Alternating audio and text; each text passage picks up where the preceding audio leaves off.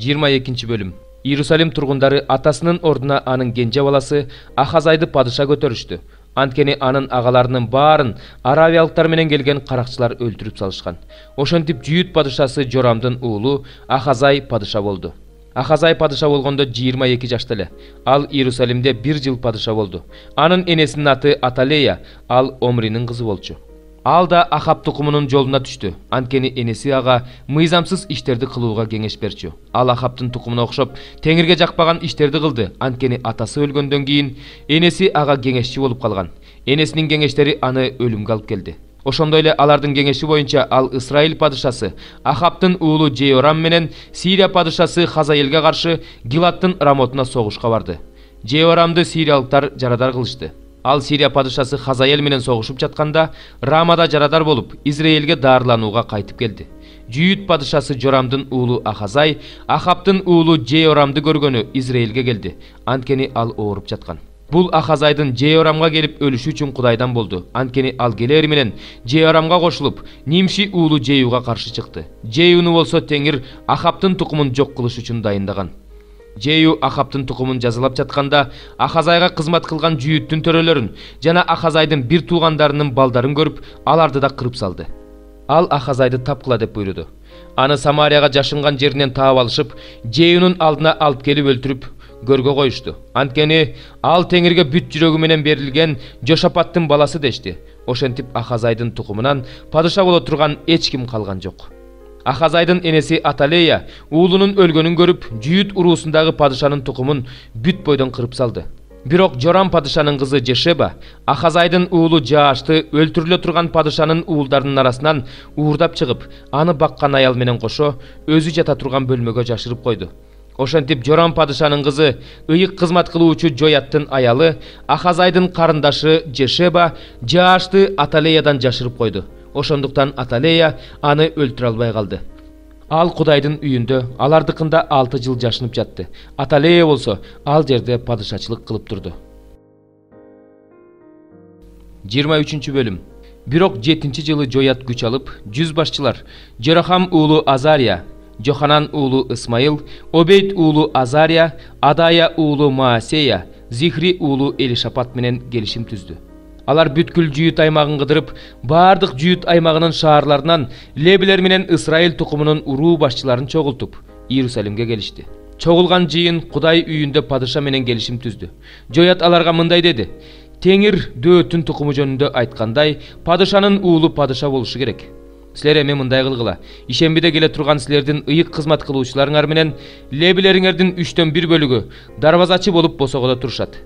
Дагы 3/1 бөлүгүңөр падышанын үйүндө, калган 3/1 бөлүгүңөр Жесот дарбазасында турасыңар. Ал эми бүт эл Теңир үйүнүн короосунда болот. Теңирдин үйүнө ыйык кызмат кылуучулар менен кызмат кылган лебилерден тышкары эч ким кирбесин. Алар гана кирүүгө акылуу, анткени алар ыйыкталышкан, калган эл Теңирдин үйүн кайтарып турсун. Лебилер падышаны туш тараптан курчап турушсун. Ар биринин колунда курал болсун. Ибадатканага ким кирсе, ал өлтүрүлсүн. Падыша киргенде жана чыкканда силер дайыма анын жанында болгула. Ыйык кызмат кылуучу Жоят кандай буйруса, лебилер менен бүт Жүйүттөр так ошондой кылышты. Ар бири ишембиде келип, ишембиде кете турган өз адамдарын алып калышты. Анткени ыйык кызмат кылуучу Жоят алмаша турган кезектин эч кимисин кое берген жок. Анан ыйык кызмат кылуучу Жоят Кудайдын үйүндөгү Дөөттүн курал жарагын, найзалар менен чоң кичине калкандарды жүз башларга таратып берди. Колдоруна курал кармаган бүткүл элди ибадаткананын оң жагынан сол жагына чейин тизип, курмандык чалынуучу жайдын жанына, үйдүн жанына, падышанын тегерегине койду. Анан падышанын уулун алып чыгып, башына таажы кийгизип, мыйзамдын көчүрмөсүн берип, падыша көтөрүштү. Жоят жана анын уулдары аны майлап, жашасын падыша деп кыйкырышты. Падышаны жар салып чуркап жүргөн элдин үнүн угуп, Аталея Теңирдин үйүндөгү элге чыгып барды. Ошондо ал падышанын кире бериштеги мамынын жанында турганын, падышанын жанында төрөлөр, сурнайчылар турганын, бардык эл шаттанып сурнай тартып, ырчылар музыкалык аспаптар менен ырдап, аны даңазалап жатканын көрдү. Аталея кийимдерин айрып, "Чыккынчылык, чыккынчылык" деп кыйкырды.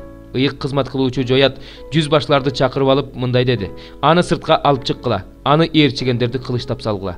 Ыйык кызмат кылуучу аны Теңирдин үйүндө өлтүрбөгүлө" деди. Ага жол бошотушту. Ал падыша үйүнүн ат сарайынын кире беришине келгенде аны ошол жерде өлтүрүп салышты. Бул эл Теңирдин эли болуш үчүн Жоят өзү менен падышанын жана бүт элдин ортосунда келишим түздү. Бүт эл Баалдын бутканасына барып, аны да, анын курмандык чалынуучу жайында, таш буркандарында талкалады. Анан алар Баалдын бутканасынын буткана кызматчысы Матанды курмандык чалынуучу жайлардын жанында өлтүрүштү.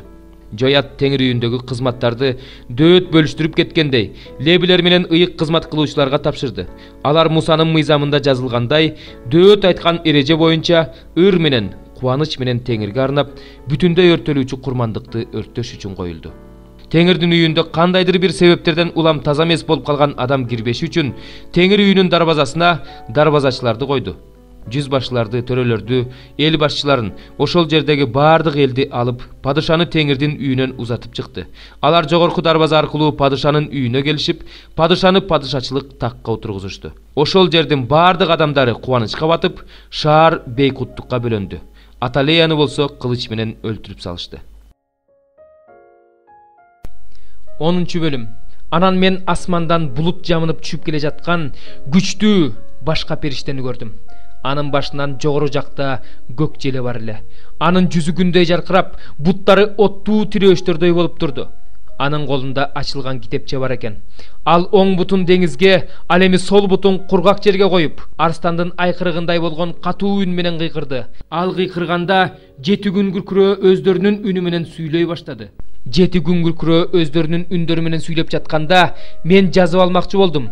Бирок асмандан мага 7 күн күркүрөөнүн эмне деп сүйлөгөнүн жазба, аны жашырып кой деп айткан үндү уктум. Bir буту менен деңизде, экинчи буту менен кургак жерде турган мен көргөн периште оң колун асманга көтөрүп, асманды жана андагы бардык нерсени, жерди жана анын үстүндөгү бардык нерсени, деңизди жана анын ичиндеги бардык нерсени жараткан түбөлүк жашоочунун ысымы менен мындай деп ант берди: мындан ары создук турулбайт.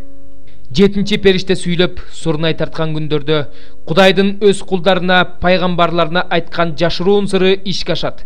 Мен асмандан уккан үн мага кайрадан мындай деп сүйлөй баштады: бар, bir буту деңизде, экинчи буту кургак жерде турган периштенин колундагы ачылган китепчени ал. Ошондо мен периштеге барып, мага китепчени бер дедим. Ал мага: алгында жегин. Ал сенин карныңа барганда ачуу, бирок оозуңда балдай таттуу болот деди. Мен периштенин колундагы китепчени алдым да жедим. Ал менин оозумда балдай таттуу болду, бирок жегенден кийин карнымда ачуу болуп калды. Анан ал мага: сен элдер, уруулар, тилдер жана падышалар жөнүндө кайрадан пайгамбарчылык кылууң керек деди. 6 бөлүм. Анан мен башымды дагы көтөрүп, эки тоонун ортосундагы капчыгайдан 4 майдан араба чыгып келе жатканын көрдүм. Ал тоолор жез тоолор эле. Биринчи арабадагы аттар жээрде, экинчи арабадагы аттар кара, үчүнчү арабадагы аттар ак, төртүнчү арабадагы аттар тору, күчтүү аттар экен. Анан мени менен сүйлөшкөн периштеден: булар эмне мырзам деп сурадым. Периште мага мындай деп жооп берди: булар бүт жер жүзүнүн Теңирдин алдында турган жеринен чыгып келе жаткан 4 асман руху. Кара аттар чыгып түндүк өлкөсүн көздөй бара жатышат. Ак аттар алардын артынан келе жатышат. Тору аттар чыгып түштүк өлкөсүн көздөй бара жатышат. Күчтүү аттар чыгып бүт жер жүзүн аралап чыгууга уруксаат сурашты. Ал: баргыла, жерди аралап чыккыла деди. Алар жерди аралап чыгышты. Ошондо ал мени чакырып мага: кара, түндүк жерине чыккандар түндүк жеринде менин рухумду тынчтандырышты деди. Анан мага Теңирден мындай сөз болду: туткундап келген адамдардан, Хедайдан, Тобиядан жана Жедаядан күмүш менен алтын алып, ошол эле күнү Сепания уулу Жошиянын үйүнө, алар Бабылдан кайсы үйгө келишсе, ошол үйгө бар. Алардан алган күмүш менен алтындан таажы жаса. Анан аны улуу ыйык кызмат кылуучу Жетсадак уулу Жешуянын башына кийгиз. Анан ага мындай де: Себайот Теңир мындай дейт: мына адам, анын ысымы бутак. Ал өзүнүн тамырынан өнүп чыгып, Теңирдин ибадатканасын тургузат. Ал Теңирдин ибадатканасын тургузуп, даңкты кабыл алат, такка отурат. Өзүнүн тагында отуруп падышачылык кылат. Анын тагында ыйык кызмат кылуучу болот. Экөөнүн ортосунда тынчтык кеңеши болот. Ал таажы болсо Хейлем, Тобия, Жедая, Сепания уулу Хейин үчүн Теңирдин ибадатканасында эстелик болуп тура берет. Алыстан да келип Теңирдин ибадатканасын курууга катышышат. Ошондо мен силерге Себайот Теңир жибергенин билесиңер. Эгерде Кудай Теңириңердин үнүн кунт коюп уга турган болсоңор, ошондой болот. 9-бөлүм. Иса кетип бара жатып туубаса сокур адамды көрдү. Шакирттер андан: "Устат, бул кишинин сокур болуп төрөлүшүнө кимдин күнөөсү себеп болду? Өзүнүкүбү же ата-энесиникиби?" деп сурашты. Иса мындай деп жооп берди: "Өзүнүкү да ата-энесиники да себеп болгон жок. Анын жашоосунда Кудайдын кудурети көрсөтүлүш үчүн ушундай болду. Күндүз мени жибергендин иштерин кылышым керек. Түн келет, ошондо эч ким эч нерсе кыла албай калат. Мен бул дүйнөдө болуп турганда дүйнөнүн жарыгымын." Ушул сөздү айткандан кийин ал жерге түкүрүп, топурактан ылай жасады да аны сокур адамдын көзүнө сүйкөп мындай деди: "Силоом" — бул сөз жиберилген деп которулат. "Көлмөсүнө барып жуун." Ал барып жуунганда көз ачылды. Ал кайтып келгенде коңшулары жана анын мурун сокур экенин көргөндөр: "Бул киши ушул жерде кайыр сурап отурган киши эмеспи?" деп жатышты. Бирөөлөрү ошол десе, бирөөлөрү "Жок, бул ошого окшош экен" дешти. Өзү болсо "Ошол менмин" деди. Ошондо алар андан: "Көздөрүң кантип ачылды?" деп сурашты. Ал мындай деп жооп берди: "Иса деген киши ылай жасап көзүмө сүйкөп, Силоом көлмөсүнө барып жуун деди. Мен барып жуундум, ошондо көздөрүм ачылды." Алар андан: "Ал кайда?" деп сурашты.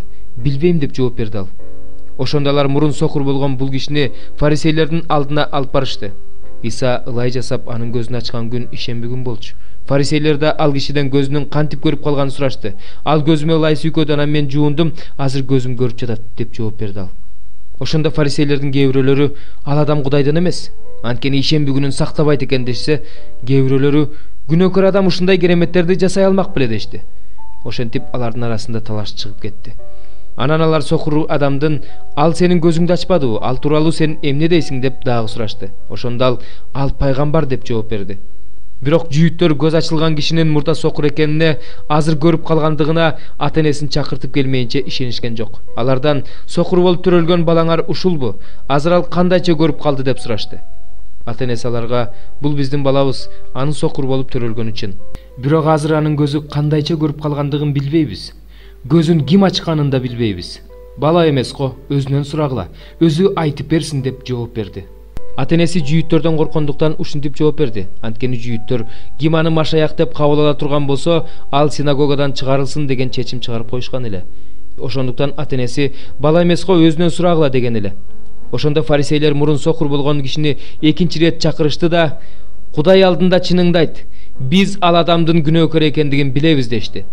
Ал мындай деп жооп берди: "Анын күнөөкөр же күнөөкөр эмес экенин билбейм. Бир гана нерсени билем. Мен сокур болчумун, азыр көзүм көрүп калды." "Ал сага эмне кылды? Көзүңдү кантип ачты?" деп алар дагы сурашты. "Айтып эле жатпаймынбы? Өзүңөр укпай жатасыңар го. Дагы эмнени уккуңар келет? Же силер да анын шакирти болгуңар келип жатабы?" деп жооп берди ал. "Анын шакирти сенсиң, биз болсо Мусанын шакирттерибиз" деп фарисейлер аны жекиришти да: "Кудайдын Мусага сүйлөгөнүн билебиз, ал эми жанагынын кайдан келгенин билбейбиз" дешти. Ошондо көзү көрүп калган адам аларга мындай деп жооп берди: "Анын кайдан келгенин билбегениңер кызык экен. Ал менин көзүмдү ачпадыбы? Кудайдын күнөөкөрлөрдү укпай тургандыгын билебиз. Бирок ким Кудайдан коркуп анын эркин аткарса, Кудай аны угат. Бирөө туубаса сокурдун көзүн ачты дегенди эч ким эч качан уккан эмес. Эгерде ал адам Кудайдан болбосо, мындай ишти кыла алмак эмес." Ошондо алар: "Күнөөкөр болуп төрөлгөн сен бизди окуткуң барбы?" деп аны ибадатканадан кууп чыгышты. Аны ибадатканадан кууп чыгышканын Иса укканда аны таап: "Сен Кудайдын уулуна ишенесиңби?" деп сурады. Ал ага: "Мырза, ал ким? Мен ага ишенейин" деди. Иса ага: "Сен аны көрдүң, ал азыр сени менен сүйлөшүп жатат" деди. Ошондо ал: "Ишенем, Теңир" деп ага таазим кылды. Анан Иса: "Мен бул дүйнөгө көзү көрбөгөндөр көрсүн, көргөндөр сокур болсун деп өкүм чыгаруу үчүн келгем" деди. Анын жанында турган кээ бир фарисейлер муну укканда: "Эмне? Биз да сокурбузбу?" дешти. Иса аларга мындай деди: "Эгерде сокур болсоңор, анда мойнуңарда күнөө жок болмок. Бирок көзүбүз көрөт деп жатканыңар үчүн күнөөңөр мойнуңарда калат."